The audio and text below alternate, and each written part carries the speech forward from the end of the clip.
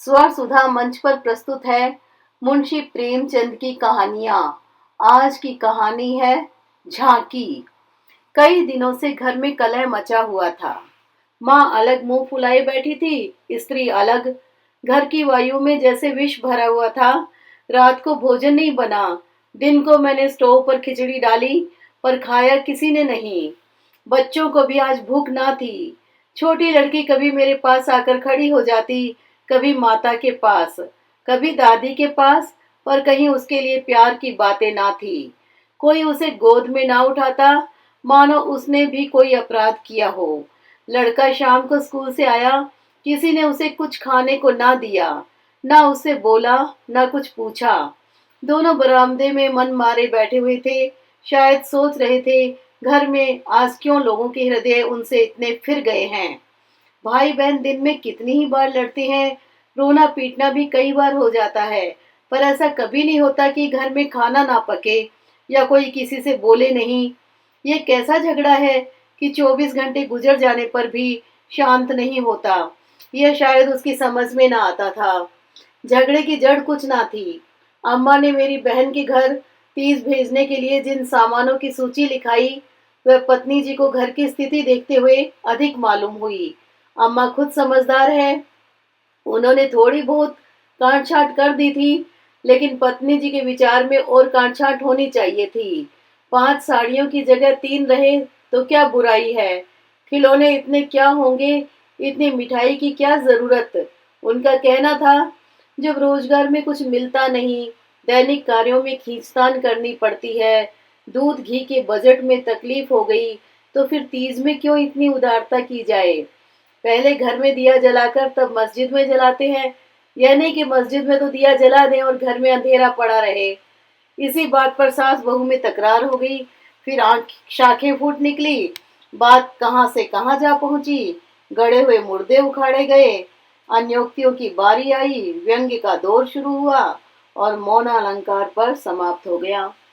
मैं बड़े संकट में था। अगर अम्मा की तरफ से कुछ कहता हूँ तो पत्नी जी रोना धोना शुरू करती हैं, अपने नसीबों को कोसने लगती हैं। पत्नी की तरफ से कहता हूँ तो जन मुरीद की उपाधि मिलती है। इसलिए बारी बारी से दोनों पक्षों का समर्थन करता जाता था, पर स्वार्थवश मेरी सहानुभूति पत्नी के साथ ही थी। मेरे सिनेमा का बजट इधर साल भर से बिल्कुल गायब हो गया था। पान पत्ते के खर्च में भी कमी करनी पड़ी थी। बाजार की सैर बंद हो गई थी। खुलकर तो अम्मा से कुछ कह ना सकता था, पर दिल में समझ रहा था कि ज्यादती इन्हीं की है। दुकान का यह हाल है कि कभी कभी बोहनी भी नहीं होती, असामियों से टका वसूल नहीं होता, तो इन पुरानी लकीरों को पीट कर क्यों अपनी जान संकट में डाली जाए। बार बार गृहस्थी के जंजाल में तबीयत झुंझलाती थी। घर में 3 तो प्राणी हैं और उनमें भी प्रेम भाव नहीं। ऐसी गृहस्थी में आग लगा देनी चाहिए। कभी कभी ऐसी सनक सवार हो जाती थी कि सबको छोड़ छाड़ कर कहीं भाग जाऊं। जब अपने सिर पड़ेगी तब इनको होश आएगा, तब मालूम होगा कि गृहस्थी कैसे चलती है। क्या जानता था कि यह विपत्ति झेलनी पड़ेगी, नहीं विवाह का नाम ही ना लेता। तरह तरह के कुत्सित भाव मन में आ रहे थे। कोई बात नहीं, अम्मा मुझे परेशान करना चाहती है, बहू उनके पाँव नहीं दबाती, उनके सिर में तेल नहीं डालती, तो इसमें मेरा क्या दोष। मैंने उसे मना तो नहीं कर दिया।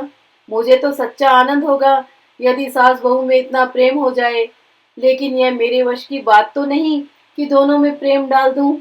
अगर अम्मा ने अपनी सास की साड़ी धोई है, उनके पाँव दबाए हैं, उनकी घुड़कियां खाई हैं, तो आज वह पुराना हिसाब बहू से क्यों चुकाना चाहती है। उन्हें क्यों नहीं दिखाई देता कि अब समय बदल गया है। बहुएं अब भयवश सास की गुलामी नहीं करती। प्रेम से चाहे उनके सिर के बाल नोच लो, लेकिन जो रोब दिखाकर उन पर शासन करना चाहा, तो वह दिन लद गए। सारे शहर में जन्माष्टमी का उत्सव हो रहा था। मेरे घर में संग्राम छिड़ा हुआ था। संध्या हो गई थी, पर सारा घर अंधेरे में पड़ा था। नहुसत छाई हुई थी। मुझे अपनी पत्नी पर क्रोध आया। लड़ती हो लड़ो, लेकिन घर में अंधेरा क्यों रखा है। जाकर कहा, क्या आज घर में चिराग ना जलेंगे। पत्नी ने मुंह फुलाकर कहा, जला क्यों नहीं लेते, तुम्हारे हाथ नहीं है। मेरी देह में आग लग गई। बोला, तो क्या जब तुम्हारे चरण नहीं आए थे तब घर में चिराग ना जलते थे। अम्मा ने आग को हवा दी। नहीं, तब सब लोग अंधेरे में ही रहते थे। पत्नी जी को अम्मा की इस टिप्पणी ने जामे से बाहर कर दिया। बोली, जलाते होंगे मिट्टी की कुप्पी, लालटेन तो मैंने नहीं देखी, मुझे भी इस घर में आए 10 साल हो गए। मैंने डांटा, अच्छा चुप रहो, बहुत बड़ो नहीं। ओहो, तुम ऐसे डांट रहे हो जैसे मुझे मोल लाए हो। मैं कहता हूँ चुप रहो। क्यों चुप रहूं? अगर एक कहोगे तो दो सुनोगे। इसी का नाम पतिव्रत है। जैसा मुंह होता है वैसे ही बीड़े मिलते हैं। मैं परास्त होकर बाहर चला आया और अंधेरी कोठरी में बैठा हुआ उस मनहूस घड़ी को कोसने लगा जब इस कुलच्छनी से मेरा विवाह हुआ था। इस अंधकार में भी 10 साल का जीवन सिनेमा चित्रों की भांति मेरे स्मृति नेत्रों के सामने दौड़ गया। उसमें कहीं प्रकाश की झलक ना थी, कहीं स्नेह की मृदुला नहीं ना थी, कहीं स्नेह की मृदुता ना थी। सहसा मेरे मित्र पंडित जयदेव जी ने द्वार पर पुकारा, अरे आज ये अंधेरा क्यों कर रखा है जी? कुछ सूझता ही नहीं, कहाँ हो? मैंने कोई जवाब ना दिया। सोचा ये आज कहाँ से आकर सिर पर सवार हो गए। जयदेव ने फिर पुकारा, अरे कहाँ हो भाई, बोलते क्यों नहीं? कोई घर में है या नहीं? कहीं से कोई जवाब ना मिला। जयदेव ने द्वार को इतनी जोर से झंझोड़ा कि मुझे भय हुआ कहीं दरवाजा चौखट बाजू समेत गिर ना पड़े। फिर भी मैं बोला नहीं।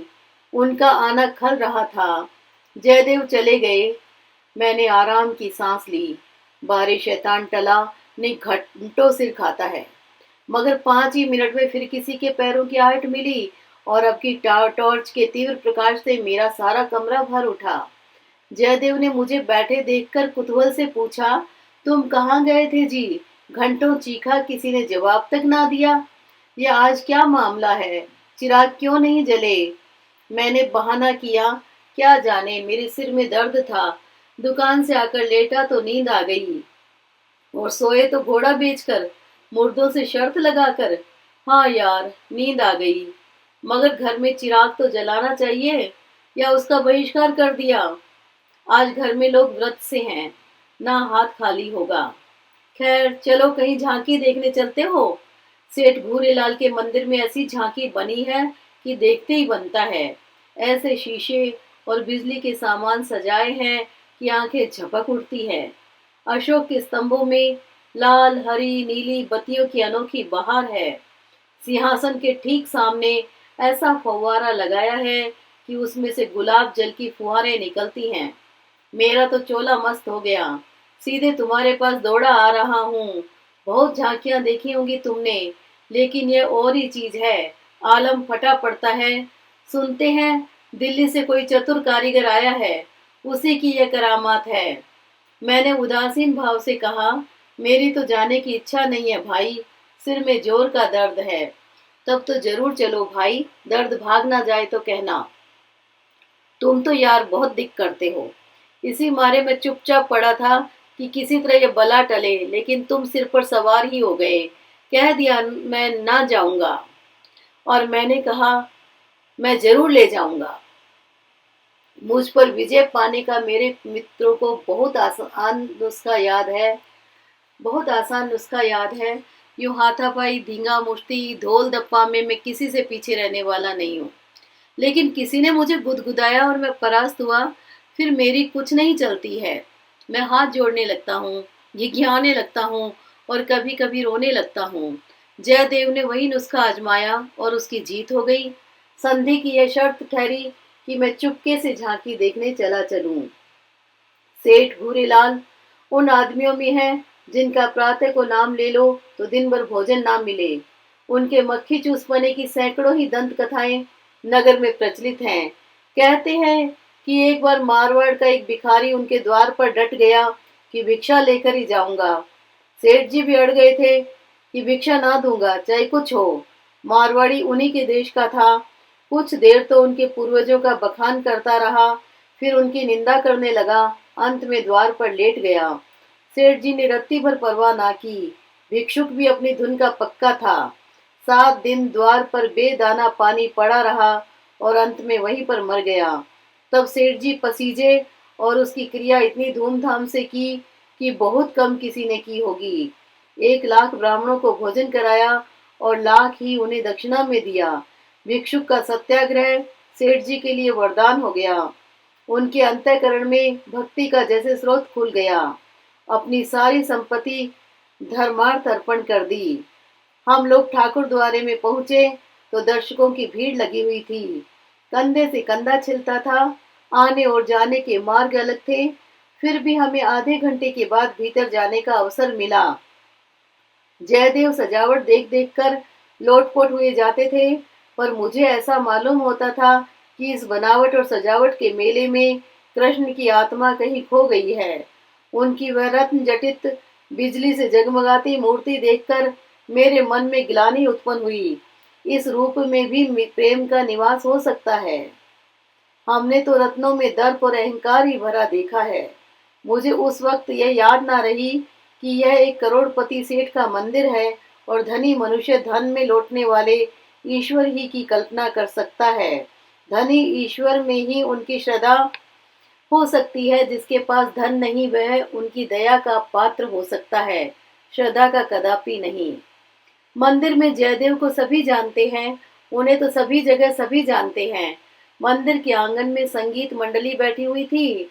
केलकर जी अपने गंधर्व विद्यालय के कई शिष्यों के साथ तंबूरा लिए बैठे थे। पखावज, सितार, सरोद, वीणा और जाने कौन कौन से बाजे, जिनके नाम भी मैं नहीं जानता, उनके शिष्यों के पास थे। कोई गीत बजाने की तैयारी हो रही थी। जयदेव को देखते ही केलकर जी ने पुकारा। मैं भी तूफैल में जा बैठा। एक क्षण में गीत शुरू हुआ। समा बंध गया। जहाँ इतना शोरगुल था कि तोप की आवाज भी ना सुनाई देती, वहां जैसे माधुरी की उस प्रवाह ने सब किसी को अपने में डुबा लिया। जो जहां था वहीं मंत्र मुग्ध सा खड़ा था। मेरी कल्पना कभी इतनी सचित्र और सजीव ना थी। मेरे सामने ना वह बिजली की चकाचौंध थी, ना वह रत्नों की जगमगाहट, ना वह भौतिक विभूतियों का समारोह। मेरे सामने वही यमुना का तट था, गुल्म लताओं का घूंघट मुंह पर डाले हुए। वही मोहिनी गौएं थी, वही गोपियों की जल क्रीड़ा, वही वंशी की मधुर ध्वनि, वही शीतल चांदनी और वही प्यारा नंद किशोर, जिसकी मुख छवि में प्रेम और वात्सल्य की ज्योति थी, जिसके दर्शनों से ही हृदय निर्मल हो जाते थे। मैं इसी आनंद विस्मृति की दशा में था कि कंसर्ट बंद हो गया और आचार्य केलकर के एक किशोर शिष्य ने धुरपद अलापना शुरू किया। कलाकारों की आदत है कि वह शब्दों को कुछ इस तरह तोड़ मरोड़ देते हैं कि अधिकांश सुनने वालों की समझ में नहीं आता कि क्या गा रहे हैं। इस गीत का एक शब्द भी मेरी समझ में ना आया, लेकिन कंठ स्वर में कुछ ऐसा मादकता भरा लालित्य था कि प्रत्येक स्वर मुझे रोमांचित कर देता था। कंठ स्वर में इतनी जादू भरी शक्ति है, इसका मुझे आज कुछ अनुभव हुआ। मन में एक नए संसार की सृष्टि होने लगी, जहां आनंद ही आनंद, प्रेम ही प्रेम, त्याग ही त्याग है। ऐसा जान पड़ा, दुख केवल चित्त की वृत्ति है, सत्य है केवल आनंद। एक स्वच्छ करुणा भरी कोमलता जैसे मन को मसोसने लगी। ऐसी भावना मन में उठी कि वहां जितने सज्जन बैठे हुए थे सब मेरे अपने हैं, अभिन्न हैं। फिर अतीत के गर्भ में मेरे भाई की स्मृति मूर्ति निकल आई। मेरा छोटा भाई बहुत दिन हुए मुझसे लड़कर घर की जमा जथा लेकर रंगून भाग गया था और वहीं उसका देहांत हो गया था। उसके पार्श्विक व्यवहारों को याद करके मैं उन्मत्त हो उठता था। उसे जीता पा जाता तो शायद उसका खून पी जाता, पर इस समय उस स्मृति मूर्ति को देखकर मेरा मन जैसे मुखरित हो उठा। मैं उसे आलिंगन करने के लिए व्याकुल हो गया। उसने मेरे साथ, मेरी स्त्री के साथ, माता के साथ, मेरे बच्चों के साथ जो जो कटु, नीच और घृणास्पद व्यवहार किए थे, वह सब मुझे भूल गए। मन में केवल यही भावना थी, मेरा भैया कितना दुखी है। मुझे इस भाई के प्रति कभी इतनी ममता ना हुई थी। फिर तो मन की वह दशा हो गई जिसे विवलता कह सकते हैं। शत्रु भाव जैसे मन से मिट गया हो। जिन जिन प्राणियों से मेरा बैर भाव था, जिनसे गाली गलौज, मारपीट, मुकदमेबाजी सब कुछ हो चुकी थी, वह सभी जैसे मेरे गले में लिपट लिपट कर हंस रहे थे। फिर विद्या, पत्नी की मूर्ति मेरे सामने आ खड़ी हुई। वह मूर्ति जिसे 10 साल पहले मैंने देखा था। उन आंखों में वही विकल कंपन था, वही संदिग्ध विश्वास, कपोलों पर वही लज्जा लालिमा, जैसे प्रेम के सरोवर से निकला हुआ कोई कमल पुष्प हो। वही अनुराग, वही आवेश, वही उन्माद, वही याचना भरी उत्सुकता, जिससे मैंने उसे ना भूलने वाली रात को उसका स्वागत किया था। एक बार फिर मेरे हृदय में जाग उठी, मधुर स्मृतियों का जैसे स्रोत सा खुल गया। जी ऐसा तड़पा कि इसी समय जाकर विद्या के चरणों पर सिर रगड़कर रोऊं और रोते रोते बेसुध हो जाऊं। मेरी आंखें सजल हो गई, मेरे मुंह से जो कटु शब्द निकले थे वह सब जैसे मेरे ही हृदय में गड़ने लगे। इसी दशा में जैसे ममतामयी माता ने आकर मुझे गोद में उठा लिया। बालपन में जिस वात्सल्य का आनंद उठाने की मुझ में शक्ति ना थी, वह आनंद आज मैंने उठाया। गाना बंद हो गया, सब लोग उठ उठकर जाने लगे। मैं कल्पना सागर में ही डूबा रहा। सहसा जयदेव ने पुकारा, चलते हो या बैठे ही रहोगे?